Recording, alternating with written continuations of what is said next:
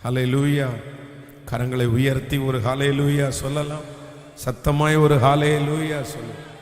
இந்த நல்ல நாளிலையும் இந்த இரக்கம் செய்யும் வரை உண்மையே இந்த ஜெபத்திலே ஆண்டவருடைய வார்த்தையை கேட்கும்படியாக திருச்சபையிலையும் இன்னும் ஆன்லைன் மூலமாகவும் இந்த ஜெபத்திலே கலந்து கொண்டிருக்கிற ஒவ்வொரு பிள்ளைகளையும் நான் ஆசீர்வதித்து நான் ஜெபிக்கிறேன். ஆண்டவர் உங்களை ஆச்சரியமாய் நடத்துவாராக. இந்த 21 நாட்கள் முடிவிலே நம்ம ஒரு பெரிய மகிமையை நம்முடைய கண்கள் காண கர்த்தர் உதவி செய்ய போகிறார். வேதம் சொல்லுகிறது, அவருடைய வார்த்தையை எத்தனை பேர் விசுவாசிக்கிறார்களோ அத்தனை பேருக்கும் கர்த்தர் அற்புதத்தை செய்ய வல்லவராக இருக்கிறார். ஆமென். மோசேயை பார்த்து ஆண்டவர் அதைத்தான் சொல்லுகிறார், நீ முன்னாடி இருக்கிற இந்த சூழ்நிலையை பார்த்து நீ பயப்பட வேண்டாம். இன்று நீங்கள் உங்களை பரிசுத்தம் பண்ணி கொள்ளுங்கள். நாளைக்கு கர்த்தர் உங்கள் நடுவிலே பெரிய அற்புதங்களை கர்த்தர் செய்ய போறார். ஆமென். அவர்களுக்கு விரோதமாய் இருந்த செங்கடலை ஆண்டவர் இரண்டாய் பிரித்தார். யாராலும் செய்ய முடியாதது. இஸ்ரவேல் ஜனங்கள் நினைக்கிறார்கள், எப்படி இது நடக்கும், எப்படி நம்ம அக்கறை போவோம். செங்கடலிலிருந்து பிரயாணம் பண்ணி, அதுவும் கிட்டத்தட்ட ஒரு 25 லட்சம் பேர் 25 லட்சம் பேர் ஒரு இடத்துல இருந்து டிராவல் பண்ணி ஆற்றையோ செங்கடலையோ தாண்டுகிறது என்கிறது அவ்வளவு சுலபமானதே அல்ல. அது கற்பனைக்கு எட்டாதது, அது யாராலும் முடியாதது. ஆனால் வேதம் சொல்கிறது, நம்முடைய ஆண்டவர் அவர்களை அழகாய் அதை நடந்து போக பண்ணினார். நான் நம்புகிறேன், உங்களுக்கு விரோதமாக இருக்கிற பிரச்சனை உங்களுடைய கண்களுக்கு முன்பாக அது எப்படி நடக்கும் என்கிற பெரிய கேள்விக்குறிகள் உங்களுக்கு இருக்கலாம். ஆனால் நான் விசுவாசிக்கிறேன், என் ஆண்டவர் செங்கடலை இரண்டாய் பிளந்து இஸ்ரவேல் ஜனங்களை அதிலே நடக்க பண்ணின கர்த்தர் இந்த ஜெபத்தில் இந்த சத்தத்தை கேட்கிற உங்களையும் அந்த அற்புதத்தை கண்கள் காண கர்த்தர் செய்வாராக. அவருடைய கரத்தை நீங்கள் பார்க்க போகிறீர்கள். சத்தமாய் ஆமென் சொல்லுங்கள். மறுபடியும் ஆண்டவர் உங்களை தூக்கி எடுக்க போகிறார். உங்களை தலை நிமிர பண்ண போகிறார். அவருடைய கரத்தினோடு சேர்த்து உங்களுடைய கரத்தையும் கர்த்தர் கோர்த்து பிடிக்க போகிறார். மகனுக்கும் தகப்பனுக்கும் இருந்த பிரிவினை மாற போகிறது. கர்த்தர் இனி உங்களை ஒன்றாய் கர்த்தர் சேர்க்க போகிறார். நம்புறவர்கள் கரங்களை தட்டி கர்த்தருக்கு மகிமை செலுத்தலாம். அவர் நமக்கு அப்படியே செய்வார். ஹல்லேலூயா. வருகிற ஞாயிற்றுக்கிழமை மாலையிலே நமக்கு விசேஷித்த இந்த ஜெபம், அதிலே அருமையான பாஸ்டர் கேப்ரியல் தாமஸ் ராஜ் ஐயா அவர்கள் தேவனுடைய வார்த்தையை பகிர்ந்து கொள்ள வருகிறார்கள். ஆண்டவருடைய பிள்ளைகள் எல்லாரும் அதிலே குடும்பமாய் நீங்கள் கலந்து கொள்ளும்படியாய் உங்களை அன்போடு கேட்கிறேன். ஆன்லைனில் இருக்கிறவர்களுக்கும் சரியாய் அந்த லைவை நாங்கள் லைவாக அதை டெலிகாஸ்ட் பண்ணுவோம். அதனாலே ஆன்லைனில் இருக்கிற பிள்ளைகளும் அதில் கலந்து கொள்ளும்படியாய் உங்களை அன்போடு கேட்கிறேன். விசேஷமாய் லாஸ்ட் வீக் அடுத்த ஒரு வாரம் முழுக்க நமக்கு ஏர்லி மார்னிங் காலையில் ஜெபத்தை வைத்திருக்கிறோம். காலையிலே சரியாக 5 மணிக்கு திருச்சபையிலையும் 6 மணிக்கு ஆன்லைன்லையும் ஆரம்பமாகும். அதனாலே வருகிற வாரம் ஆண்டவருடைய பிள்ளைகள் எல்லாரும் கொஞ்சம் அந்த ஒரு வாரம் காலையிலே எழும்பி நீங்கள் தவறாமல் அந்த ஜெபத்திலே கலந்து கொள்ளும்படியாய் உங்களை மிகவும் அன்போடு கேட்கிறேன். ஆண்டவர் இந்த 21 நாள் முடியும் போது பெரிய அற்புதத்தை நமக்காய் கர்த்தர் செய்வாராக. ஹல்லேலூயா. உங்களுடைய ஜெப விண்ணப்பங்களுக்காக நாங்கள் ஜெபிக்கிறோம். ஆண்டவர் ஒரு நாளும் நம்மை கைவிட மாட்டார். ஆமென். இன்றைக்கு ஆண்டவர் நமக்கு கொடுக்கிற வாக்குத்தத்த வசனத்தை நம்ம வாசிக்க போகிறோம். கடந்த நேரங்களிலே கர்த்தர் சமூகத்திலே நான் ஜெபித்த போது ஆண்டவர் என்னுடைய இருதயத்துக்குள்ளே வைத்த ஒரு வார்த்தையை இன்றைக்கு உங்களோடு பேசி உங்களுக்காக ஜெபிக்க ஆசைப்படுகிறேன். எடுத்துக்கொள்ளலாம். ஆதியாகமம் 28ஆம் அதிகாரத்தை நாம் எடுத்துக்கொள்ளலாம். ஆதியாகமம் 28வது அதிகாரத்திலே 15வது வசனத்தை நாம் எல்லாரும் சேர்ந்து வாசிக்க போகிறோம். ஆதியாகமம் 28வது அதிகாரத்தினுடைய 15வது வசனத்தை எல்லாரும் சேர்ந்து வாசிக்க போகிறோம். நான் உன்னோடு இருந்து நீ போகிற இடத்திலெல்லாம் உன்னை காத்து இந்த தேசத்திற்கு உன்னை திரும்பி வர பண்ணுவேன். நான் உனக்கு சொன்னதை செய்யும் அளவும் உன்னை கைவிடுவது இல்லை என்றார். இன்னொரு விஷயம் கூட வாசிக்கலாம். நான் உன்னோடு இருந்து நீ போகிற இடத்திலெல்லாம் உன்னை காத்து இந்த தேசத்திற்கு உன்னை திரும்பி வர பண்ணுவேன். நான் உனக்கு சொன்னதை செய்யும் அளவும் உன்னை கைவிடுவது இல்லை என்றார். ஆமென். கர்த்தருடைய பிள்ளைகளே, இந்த நாளிலே வாக்குத்தத்தத்திற்காக நான் ஜெபித்த போது ஆண்டவர் என்னுடைய இருதயத்திலே வைத்த வார்த்தை, நான் உனக்கு சொன்னதை செய்யும் அளவும் உன்னை கைவிடுவது இல்லை. ஆமென். யாக்கோபனுடைய வாழ்க்கை இங்கே ஒரு பெரிய கேள்விக்குறியா இருக்கிறது. தன் தகப்பனையும் தன் தாயையும் விட்டு பிரிந்து முதல் விசையாய் தன்னுடைய குடும்பத்தை விட்டு அவன் வெளியே வருகிறான். தன் தாயாரோடு ரொம்ப நெருக்கமாக இருந்து வேதம் சொல்லுகிறது இவன் குணசாலியும் கூடாரவாசியுமா இருந்தான். அந்த ஈசாக்கு 2 பிள்ளைகள், ஒருவன் ஏசா, இன்னொருவன் யாக்கோபு. ஏசா வேட்டையாடுவதிலே வல்லவன். அப்படின்னா அவன் எப்பொழுதுமே வீட்டை விட்டு வெளியிலே தான் இருப்பான். ஆனால் யாக்கோபு அப்படி அல்ல, அவன் வீட்டோடே இருக்கிறான். அவனை குறித்து வேதம் சொல்கிறது அவன் குணசாலி, அவன் கூடாரவாசி. வெளி உலகம் அவனுக்கு தெரியாது, வெளி மக்கள் பழக்கம் இல்லை, இதுவரையிலும் வீட்டை விட்டு வெளியே போனதில்லை.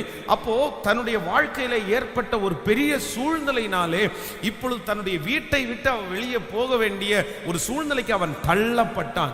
அப்பொழுது எங்கே போகிறோம், இனி நம்முடைய வாழ்க்கை எப்படி இருக்கும், எதை நோக்கி நகரப் போகிறோம், பெரிய ஆயிரக்கணக்கான கேள்விக்குறிகள் அந்த இரவிலே அவனுக்கு உண்டாகிறது. நடு காட்டிலே அந்த இரவிலே படுத்திருக்கும் போது ஆண்டவர் அவனுக்கு தரிசனமாகி சொல்லுகிறார், இல்லை, நான் உன்னோடு கூட இருந்து உன்னை திரும்பவும் இந்த இடத்திற்கு நான் வர பண்ணுவேன். நான் உனக்கு சொன்னதை செய்யும் அளவும் உன்னை கைவிடுவது இல்லை. அந்த வார்த்தையை தான் இன்றைக்கு நமக்கும் பார்த்து கர்த்தர் சொல்லுகிறார். உங்களுக்கு சொன்ன வார்த்தைகளை கர்த்தர் செய்கிற வரைக்கும் உங்களை கைவிடவே மாட்டார். ஒருவேளை ஆண்டவர் உங்களுக்கு சொன்ன வார்த்தைகள் எல்லாம் நடக்குமா நடக்காதா என்கிற ஒரு பெரிய சந்தேகம் உங்களுக்கு உண்டாயிருக்கலாம். போன வருடம் வரைக்கும் அந்த வார்த்தை நடக்கும் என்று நான் விசுவாசித்தேன். இல்லைனா போன வயசு வரைக்கும் அது நடக்கும் என்று நான் விசுவாசித்தேன். நாட்கள் தாண்ட தாண்ட, வருடங்கள் தாண்ட தாண்ட கர்த்தர் கொடுத்திருக்கிற வாக்குத்தத்தத்தின் மேல் நீங்கள் வைத்திருக்கிற நம்பிக்கை ஒருவேளை குறைந்து கொண்டே போகலாம். இனி எப்படி நடக்க போகிறது, இனி எப்படி நடக்கும்? ஆனால் ஆண்டவர் வாக்கு கொடுக்கிறார், இல்லை, சொன்னது கர்த்தர் அல்லவா, சொன்னது வாக்கு மாறாதவர் அல்லவா, சொன்னது எவ்வளவேனும் பொய் உரையாத கர்த்தர் அல்லவா, அவர் இன்றைக்கு வாக்கு கொடுக்கிறார், நான் உனக்கு சொன்னதை செய்யும் அளவும் கைவிடுவதே இல்லை. மனிதர்கள் சொன்னதுக்கு மாறி இருக்கலாம், மனிதர்கள் கைவிட்டிருக்கலாம், ஆனால் கர்த்தராகிய ஆண்டவர் வாக்கு கொடுக்கிறார், நான் உனக்கு கொடுத்த வாக்குத்தத்தம் துரிதமாய் நிறைவேறும், சீக்கிரமாய் நிறைவேறும். அந்த வாக்குத்தத்தம் நிறைவேறுகிற வரைக்கும் என் தேவனாகிய கர்த்தர் நம்மை கைவிடுவதே இல்லை. நம்புகிறவர்கள் நன்றாய் கரங்களை தட்டி ஹல்லேலூயா. எத்தனை நாட்களானாலும் அவர் சொன்ன வார்த்தை அப்படியே நிறைவேறும். ஹல்லேலூயா. இன்னொரு விசை கர்த்தர் உங்களுக்கு உறுதிப்படுத்துகிறார். இன்னொரு விசை ஆண்டவர் உங்களிடத்திலே சொல்லுகிறார், இல்லை, சின்ன வயதிலே நான் உனக்கு சொன்னதை நிச்சயமாய் நிறைவேற்றுவேன். ஒருவேளை நீங்கள் சொல்லலாம், பாஸ்டர், ஆண்டவர் எனக்கு நிறைய வாக்குத்தத்தத்தை கொடுத்தது உண்மைதான், ஆனால் அந்த வாக்குத்தத்தம் எல்லாம் நான் ஆண்டவரோடு இருந்திருந்தா அது நிறைவேறி இருக்கும், நான் கர்த்தருக்கு பிரியமாய் வாழ்ந்திருந்தால் நிறைவேறி இருக்கும். ஆனா நான் தான் தடுமாறிட்டனே, நான் தான் விழுந்துட்டனே, நான் தான் ஆண்டவருக்கு பிரியமில்லாத வழியில நடந்துட்டனே, எனக்கு அது எப்படி நிறைவேறும்? கண்டிப்பா நிறைவேறாது. நான் ஒரு நல்ல பக்தி உள்ளவனாய், பக்தி உள்ளவளாய் கர்த்தரோட நடந்திருந்தா கண்டிப்பா அந்த வாழ்க்கையை இன்னைக்கு வரைக்கும் நான் விசுவாசிப்பேன். ஆனா நான் அப்படிப்பட்டவன் அல்ல, அப்படிப்பட்டவள் அல்ல. எனக்குள்ள அந்த வாக்குத்தத்தம் நிறைவேறுவதற்கு ஒரு தகுதி கூட எனக்கு இல்லை. நான் நம்புகிறேன், அப்படி மனசுக்குள்ள நினைக்கிறதே தகுதியினுடைய அடையாளம் தான். கர்த்தர் உங்களை சீர்படுத்துவார், கர்த்தர் உங்களை ஸ்திரப்படுத்துவார். நான் நம்புகிறேன், அந்த பரிசுத்தத்தை மீண்டும் கர்த்தர் உங்களுக்கு தந்து, உங்களுக்கு இளம் வயதிலே உன் தாயினிடத்திலே சொன்ன வாக்குத்தத்தம், தகப்பனிடத்திலே சொன்ன வாக்குத்தத்தம், உங்களை பார்த்து கர்த்தர் சொன்ன வாக்குத்தத்தம், அது அப்படியே ஆம் என்றும் ஆமேன் என்றும் நம்புகிறவர்கள் கரங்களை தட்டி, அவர் எவ்வளவேனும் பொய் உரையாத தேவன். ஹல்லேலூயா. நம்மளை அவர் அழகாய அந்த வாக்குத்தத்தம் நிறைவேறுவதற்கு கர்த்தர் நம்மை சரி செய்வார். ஆமேன். வேதத்திலே நீங்கள் 20 லட்சம் ஜனங்களுக்கு கர்த்தர் பயன்படுத்தின மோசையை குறித்து வேதத்திலே வாசிப்பீர்களே, ஆனால் அவன் ஒரு காலத்துல அந்த மோசையை நினைச்சிட்டாரு, அவ்வளவுதான் ஆண்டவர் சொன்ன வாக்குத்தத்தம் இனி எங்க நிறைவேற போகிறது. சின்ன வயதிலே அவனுடைய தாய் தான் அவனை வளர்த்தினார்கள். அது ஒரு பெரிய பாக்கியம் அவனுக்கு கிடைத்தது. அந்த நாளிலே இருந்ததிலே எபிரேய குழந்தைகள் எல்லாரும் நதியிலே போடப்பட்டு கொல்லப்பட்டார்கள். ஆனா அந்த நதியிலே மோசே காப்பாற்றப்பட்டான். அந்த பிள்ளையை வளர்த்துவதற்கு தன்னுடைய தாய்க்கே சம்பளம் கொடுத்து அந்த தாய் அந்த குழந்தையை வளர்த்தினார்கள். அப்ப அந்த தாய் நிறைய நேரத்தில் அந்த பிள்ளைக்கு சொல்லியிருப்பாங்க, நீ ஒரு ஸ்பெஷலான குழந்தை, நீ ஒரு வித்தியாசமாய் அழைக்கப்பட்டவன், உன்னோடு பிறந்த நிறைய குழந்தைங்க இறந்து போயிருச்சு, ஆனா நீ மட்டும் உயிரோடு காப்பாற்றப்பட்டாய். அந்த நைல் நதியிலே ஆயிரக்கணக்கான குழந்தைகளுடைய பிணங்கள் மிதந்தது, ஆனா நீ உயிரோடு மிதந்தாய். கர்த்தர் உன்னை ஸ்பெஷலா அழைச்சிருக்கிறாரு. ஆண்டவர் மேல தீர்மானம் வச்சிருக்கிறார், திட்டம் வச்சிருக்கிறாரு. நான் நம்புறேன் அந்த தாய் அவனை வளர்த்தும் போது, அந்த பால் கொடுக்கும் போது, அந்த ஊட்டும் போது அவனை அப்படி சொல்லி சொல்லி சொல்லியே வளர்த்திருப்பார்கள். ஆனால் காலங்கள் தாண்டதற்கு பிறகு இப்ப அந்த வாக்குத்தத்தங்கள் நிறைவேறுவதற்கு சாத்தியமே இல்லை. மோசே வாக்குத்தத்தத்தை மறந்து விட்டான், எல்லாம் அவனை விட்டு போயிருச்சு. அவனுடைய வாழ்க்கையே ஒரு முட்செடியை போல இருக்கிறது. ஆனால் ஆண்டவர் ஒரு தரிசனத்தை கொடுக்கிறார். அந்த முட்செடி பற்றி எரிந்தும் அது வேகாதிருந்தது. அதற்கு அர்த்தம் என்னவென்றால், கர்த்தர் வாக்கு கொடுக்கிறார், எத்தனை சூழ்நிலை வந்தாலும் நான் உனக்கு சொன்ன வாக்குத்தத்தத்தை மட்டும் ஒருவராலும் அழிக்கவே முடியாது. 40 வருடம் தாண்டி மோசையை கர்த்தர் சந்தித்து அவர் சொன்னது போலவே கர்த்தர் 20 லட்சம் ஜனங்களுக்கு தலைவனாய் மாற்றினார். அந்த தேவனாகிய கர்த்தர் தான் இன்றைக்கு உங்களுக்கு வாக்குரைக்கிறார். ஒருவேளை பாஸ்டர் எல்லாம் முடிஞ்சு போயிடுச்சு, நாட்கள் எல்லாம் முடிஞ்சு போயிடுச்சு, எனக்கு கொஞ்சம் கூட நம்பிக்கையே இல்லை, அப்படிப்பட்டவர்களை பார்த்துதான் ஆண்டவர் சொல்லுகிறார், இல்லை, காற்று இல்லை, மழை இல்லை, ஆனாலும் உன் வாய்க்கால்கள் தண்ணீரால் நிரப்பப்படும்.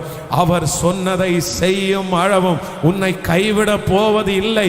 கர்த்தர் உன்னை கைவிட மாட்டார். இன்று வரையிலும் எத்தனையோ புயல் அடித்தது, ஆனால் நீ கைவிடப்படவில்லை.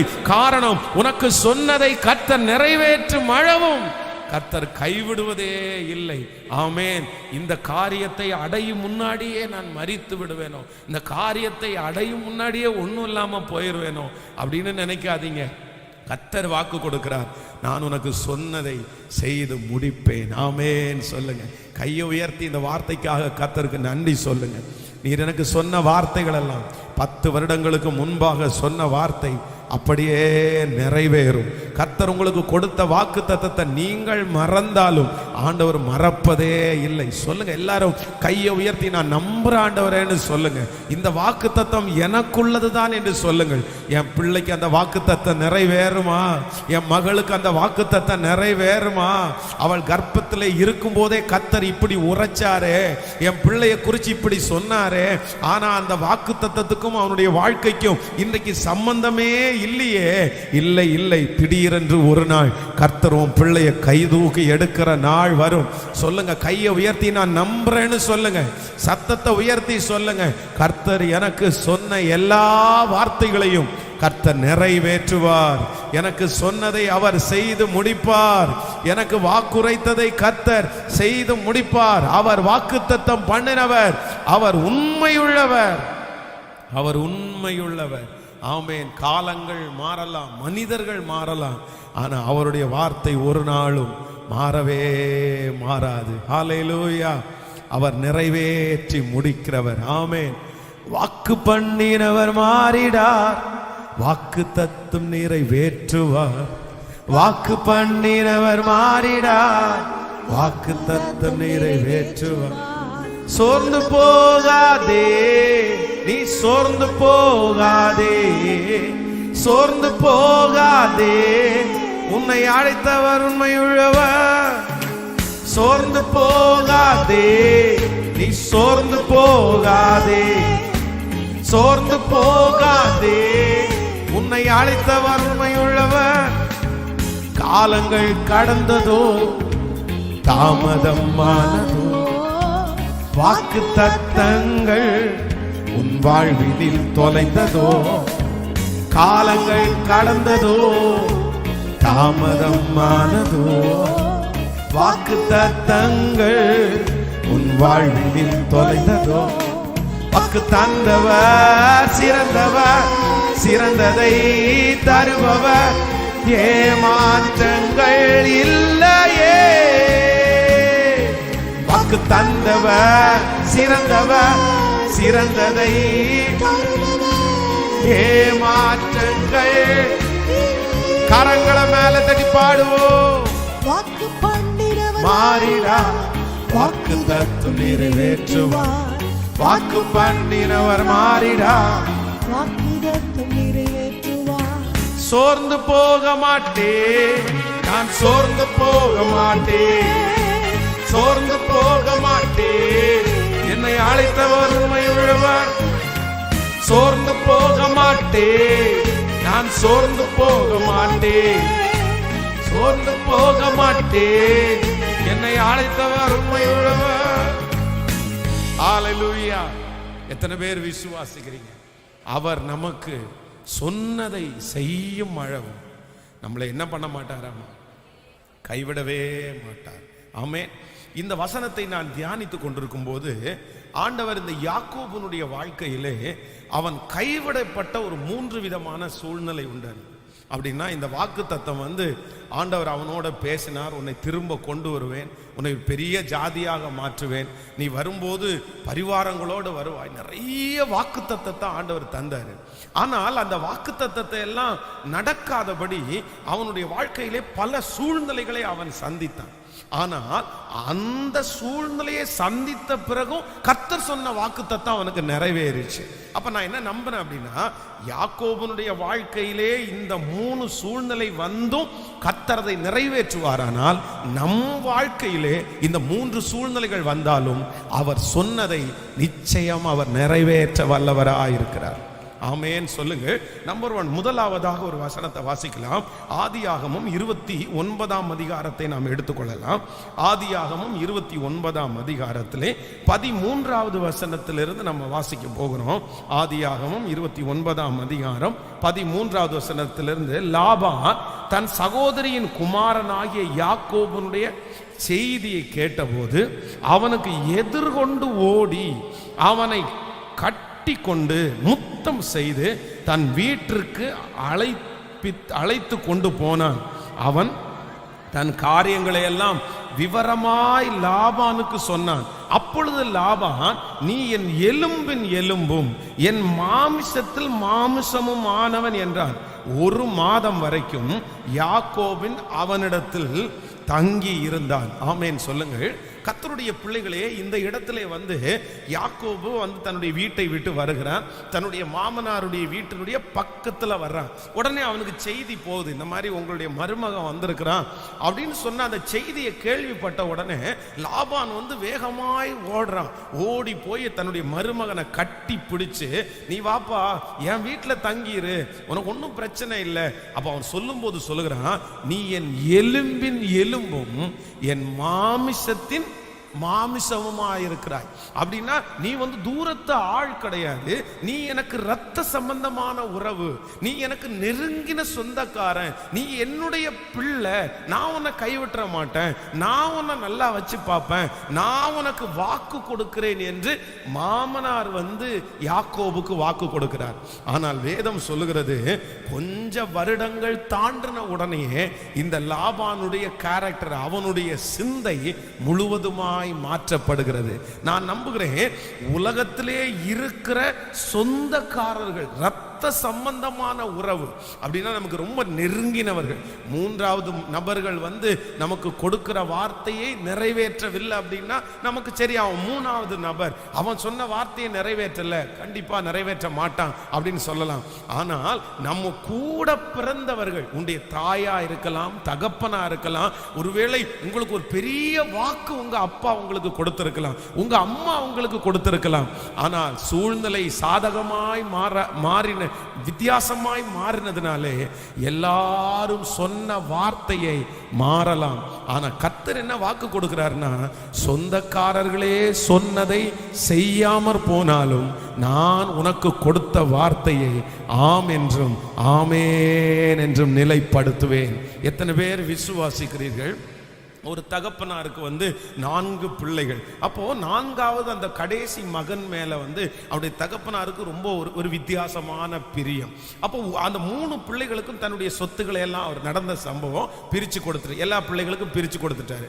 அப்போ அவங்க என்ன பண்ணிட்டாங்கன்னா ஒரு நல்ல வீட்டை, அழகான மாடி வீட்டை கட்டினாங்க.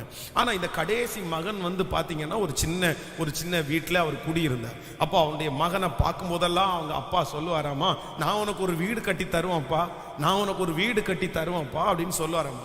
உடனே அந்த மகன், அவங்க அப்பா ரொம்ப பெரிய கோடீஸ்வரர், அவருக்கு நிறைய பழக்கம் இருக்குது, அவர் நல்லா செய்கிறவர், தன்னுடைய பிள்ளைகளுக்கு நிறைய சம்பாதிச்சு வச்சவர். அப்போ அவருடைய நம்பிக்கை எல்லாம் தன்னுடைய தகப்பன் மேல் இருந்துச்சு. கண்டிப்பா அப்பா ஒரு நாள் செய்வாரு, அப்பா ஒரு நாள் நமக்கு வந்து ஒரு வீடு கட்டி கொடுப்பாரு.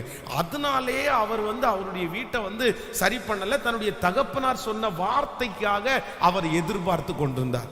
ஆனால் கொஞ்ச நாட்கள் தாண்டினது, திடீரென்று தன்னுடைய தகப்பனாருக்கும் அவருக்கு ஒரு சின்ன வாக்குவாதம் வந்துருச்சு. அந்த வாக்குவாதம் பெருசாகி ஒரு சண்டையா மாறிடுச்சு. அப்ப தன்னுடைய தகப்பனார் சொன்னாராமா, நான் உனக்கு சொன்னதான், ஆனா இனி செத்தா கூட நான் உனக்கு வீடு கொடுக்க மாட்டேன், நான் உனக்கு கட்டி தர மாட்டேன், நீ வேணா கட்டிக்கோ, நீ வேணா பண்ணிக்கோ அப்படின்னு சொல்லி அந்த பிரச்சனையின் நிமித்தமாக தன்னுடைய தகப்பனார் சொன்ன வார்த்தையை ஒரே நிமிஷத்துல மாறிட்டாரு. முடியாது, என்னால முடியாதுன்னு. ஆனால் இது அவர் தேவனுடைய பிள்ளை, ஒவ்வொரு நாளும் தேவ சமூகத்துல வந்து சொல்லுவாராமா, ஆண்டவரே எங்க அப்பா கொடுத்த வார்த்தை, என்னுடைய ரத்த சம்பந்தமா என்னுடைய தகப்பனார் கொடுத்த வார்த்தையை இப்போ முடியாதுன்னு சொல்லிட்டாரு. அவரை நம்பி பல ஆண்டுகளாக நான் இந்த காரியத்தை செய்யல, நீர் எனக்கு என்ன செய்ய போகிறீர்? ஒரு பெரிய ஆச்சரியம் என்ன அப்படின்னா, ஆண்டவருடைய பெரிதான கிருபையினால அவருடைய பிசினஸை கர்த்தர் ஆசீர்வதித்து தன்னுடைய 4 சகோதரர்களை பார்க்கலும் அவருக்கு ஒரு மகிமையான வீட்டை கர்த்தர் கொடுத்து, இன்றைக்கு கர்த்தர் அவர்களை தன் தகப்பனுக்கு முன்பாகவே கர்த்தர் ஆசீர்வாதமாய் வைத்திருக்கிறார். நம்புகிறவர்கள் கரங்களை தட்டி கர்த்தரை மகிமைப்படுத்தலாம். கர்த்தராகிய ஆண்டவர் வாக்கு கொடுக்கிறார், நம்முடைய இரத்த சம்பந்தமான சொந்தமே அவர்கள் கொடுத்த வார்த்தையை செய்யாமல் போவார்களானால் கர்த்தர் சொல்லுகிறார், நீ பயப்பட வேண்டிய அவசியமில்லை, அவன் வாக்கு மாறுவான், ஆனால் நான் உனக்கு சொன்னதை செய்யும் அளவும் உன்னை கைவிடுவதே இல்லை.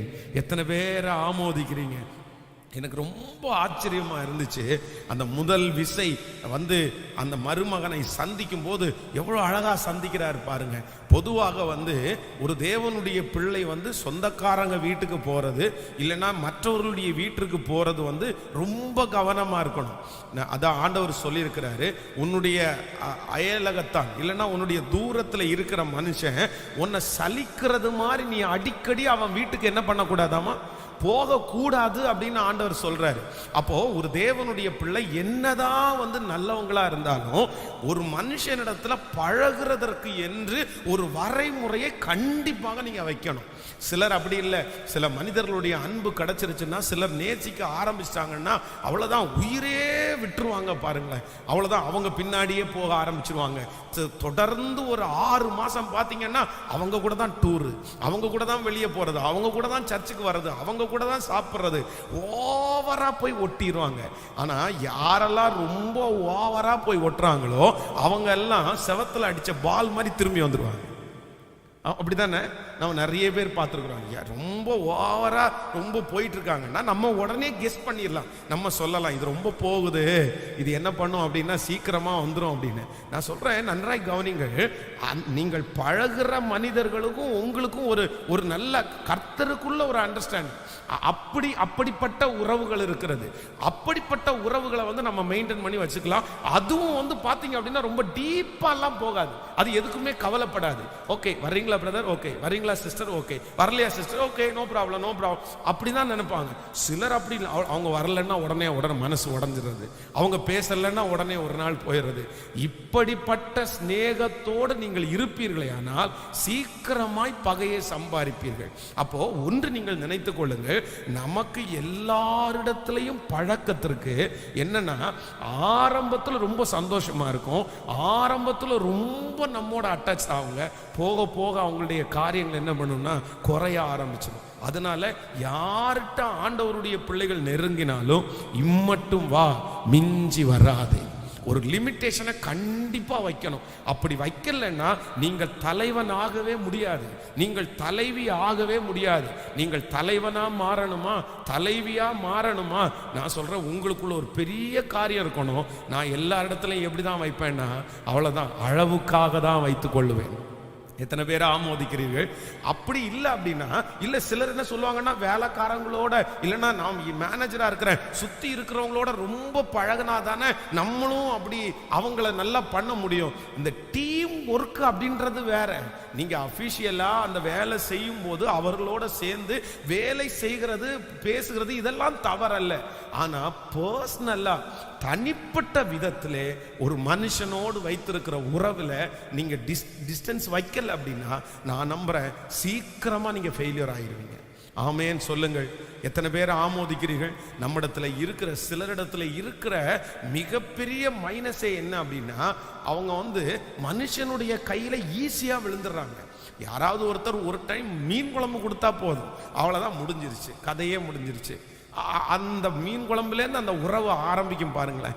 அது சண்டை ஆகிற வரைக்கும் அது போகும் பாருங்களேன். சரி, அதை கொஞ்சம் கொஞ்சமாக அவங்க கொடுத்தாச்சா உடனே இவங்க இல்லை, அப்படி கொடுக்கறது தவறல்ல, கண்டிப்பாக செய்யலாம். ஆனால் நம்முடைய உறவில் நம்ம எப்படி இருக்கணும்னா, ரொம்ப கவனமாக இருக்கணும். அவர்கள் ஒரு நாள் நம்மளை அவாய்ட் பண்ணா கூட, வேண்டான்னு சொன்னா கூட, அதை ஏத்துக்கிற மனப்பக்குவம் உங்களுக்கு இருக்குமானால் அது சரியான உறவு, அதுதான் நல்ல உறவு. இல்ல ஒரு நாள் அவங்க அந்த ரிஜெக்ஷனே நம்மளால தாங்கிக்க முடியலன்னா, நான் நம்புறேன் நம்ம அவங்களுக்கு என்ன ஆயிட்டோம் அப்படின்னா, அடிமை ஆகிவிட்டோம்.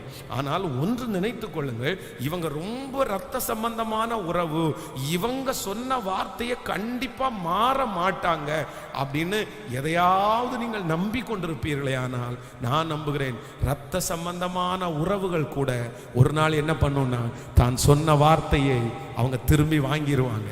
எங்களால் செய்ய முடியாதுன்றவாங்க. அவங்க நிறைய நேரம் கை கழுவிடுவாங்க, நிறைய நேரத்தில் கை விட்டுருவாங்க. ஆனால் கர்த்தராகிய ஆண்டவர் வாக்கு கொடுத்தார், நான் உனக்கு சொன்னதை செய்யும் அளவும். யாக்கோபுக்கு கர்த்தர் கொடுத்த வார்த்தையை கர்த்தர் ஒன்று கூட தரையில விழாமல் அப்படியே நிறைவேற்றினார். இந்த ஜபத்தில் இருக்கிற ஆண்டவருடைய பிள்ளையே, ஒருவேளை நீங்கள் பாஸ்டர் எனக்கு தான் அப்படி நடந்துருச்சு, என்னுடைய ரத்த சம்பந்தமான உறவு எனக்கு நிறைய ப்ராமிஸ் பண்ணாங்க பாஸ்டர், இல்லை நானும் அதற்காக வெயிட் பண்ணி நிறைய காலங்களை நான் தொலைச்சிட்டேன் பாஸ்டர், நிறைய வருடங்களை நான் தொலைச்சிட்டேன். எங்கள் அப்பாவை நம்பிட்டே இருந்துட்டேன், எங்கள் அம்மாவை நம்பிட்டே இருந்துட்டேன், என் சகோதரனை நம்பிட்டே இருந்துட்டேன். ஆனால் இன்னைக்கு அவங்க கைவிட்டுட்டாங்க, இன்னைக்கு அவங்க வாக்க மாறிட்டாங்க, அவங்க சொன்னது எதையுமே செய்யல, நான் இப்போ என்ன பண்ணுறது?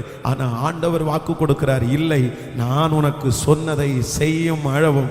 உங்கள் சொந்தங்கள் கைவிட்டாலும் ஏதோ ஒரு வழியாய், ஹல்லேலூயா, உன்னுடைய இரத்த சம்பந்தமான உறவு அதை செய்யாமல் போனாலும் கர்த்தர் சொல்லுகிறார், எலியாவை காகம் கொண்டு போஷித்த கர்த்தர் உங்களை ஏதோ ஒரு வழியிலே, நீங்கள் நினைக்காத வழியிலே, நீங்கள் எதிர்பார்க்காத வழியிலே கர்த்தர் உங்களுக்கு செய்வார் என்று நம்புகிறவர்கள் கரங்களை தட்டி கரங்களை தட்டி, கர்த்தர் உங்களுக்கு செய்ய நினைத்தது தடைபட முடியாது. சொந்தங்கள் கைவிட்டாலும் கர்த்தர் ஏதோ ஒரு வழியிலே உங்களை ஆசீர்வதிக்கிறதற்கு வல்லவராய் இருக்கிறார். ஆமேன் சொல்லுங்கள். போன இந்த 21 நாள் ஜெபத்துல கூட ஒரு ரொம்ப அழகான சாட்சியை உங்களுக்கு சொல்லியிருக்கிறேன். அவங்க வீடு டெடிகேஷனுக்கு நான் போயிருந்தேன். ரொம்ப ஆச்சரியமா இருந்துச்சு. ஒரு அம்மாவுக்கு 2 பிள்ளைகள். அந்த 2 பிள்ளைகள்ல ஒருத்தருக்கு காந்திபுரத்துல இடம் இருக்கு, இன்னொருத்தருக்கு அவுட்டரான ஒரு இடத்துல இடம் இருந்துச்சு. காந்திபுரத்தில் இருக்கிற இடம் பல கோடி ரூபாவுக்கு மதிப்புள்ளது, அவுட்டர்ல இருக்கிற இடம் ரொம்ப குறைவான விலை உள்ளது. ஆனா இந்த மூத்த பையன் பார்த்தீங்கன்னா தன்னுடைய அம்மாட்ட போய் உட்கார்ந்து போய் பேசி அவ்வளோதான் அவங்கள கைக்குள்ள போட்டு தன்னுடைய மருமகளை அனுப்பி போகும்போதெல்லாம் ஏதாவது ஒன்று செய்து கொடுத்து அப்படியே ரொம்ப அன்பு காமிச்சது மாதிரி அந்த காஸ்ட்லியான இடத்த எழுதி வாங்கிட்டாங்க. ஆனால் சமமாய் 2 பிள்ளைங்கன்னா 2 பேருக்கு சமமாக தான் கொடுக்கணும். ஆனால் இந்த அம்மா என்ன பண்ணாங்கன்னா, இந்த சின்ன மருமகளை பார்க்கும் போதெல்லாம் அவருக்கு கோவம் வரும், அதனால என்ன பண்ணிட்டாங்கன்னா கோவப்பட்டு பேசிட்டாங்க. உடனே இந்த பிள்ளைங்க என்ன பண்ணுவாங்க அப்படின்னா கோவமாக பேசிடுவாங்க. இதனால அவங்களுக்குள்ள பெரிய கிளாஷ் ஆகி அந்த காஸ்ட்லியான இடத்த மூத்த பையனுக்கு எழுதி கொடுத்தாங்க. அப்போ சின்ன பையனுக்கு அந்த அவுட்டரான இடத்த கொடுத்தாங்க. உடனே அவர் வாங்கின உடனே கஷ்டப்பட்டாராமா. கர்த்தர் சொன்னாராம் ஒரு ஆராதனையில், எப்பா உங்க அம்மா ஒன்ன கொடுக்காட்டி என்ன, உங்க அப்பா கொடுக்காட்டி என்ன, பரலோக தேவன் நான் உனக்கு தருவேன். ஏசாவுக்கு அவங்க அப்பா கொடுத்த ஆசீர்வாதம் அவனுக்கு கிடைக்கல, அவன் அதை இழந்துட்டான். தன் சகோதரன் பிடுங்கி கொண்டான். அவனா உழைச்ச ஆசீர்வாதம் அவனுக்கு கிடைக்கல. ஆனா நான் ஏசாவுக்கு சேயீர் மலை நாட்டே சொந்தமா கொடுத்தேன், உனக்கு தரமாட்டேனான்னு கேட்டாராம். உடனே ஆண்டவரே போதும்பா, நீங்க எனக்கு போதும்பா, எனக்கு அம்மா அப்பாவுடைய சொத்து இல்லைன்னா கூட பரவாயில்ல, நீங்க எனக்கு போதும்னு. ஒரு பெரிய ஆச்சரியம், 5 வருஷத்துக்குள்ள அவருக்கு அந்த இருந்த அந்த அவுட்டரான இடத்துல ஒரு பெரிய பைபாஸ் ரோடு வந்து இந்த மூத்த சகோதரனை விட 10 மடங்கு அதிகமான விலைக்கு அந்த இடம் மாறிடுச்சாமா 5 வருஷத்துக்குள்ள. இப்போ அப்பாவுடைய சொத்தினுடைய மதிப்பு இவரை விட அவருக்கு பல மடங்கு அதிகமானது. அப்ப நான் என்ன நம்புறேன் அப்படின்னா, உங்களுடைய இரத்த சம்பந்தமான உறவுகள் உங்களுக்கு சொன்ன வார்த்தையை நிறைவேற்றாமல் போனாலும் இயேசு ஏதாவது ஒரு வழியில, நான் நம்புறேன் கர்த்தர் உங்களுக்கு ஒரு வழியை திறந்து அவர் சொன்னதை கர்த்தர் செய்து முடிப்பார், நிச்சயமாகவே முடிப்பார். யார் கைவிட்டாலும் என் தேவன் எனக்காக கர்த்தர் கிரியை செய்கிற கர்த்தர். ஹல்லேலூயா.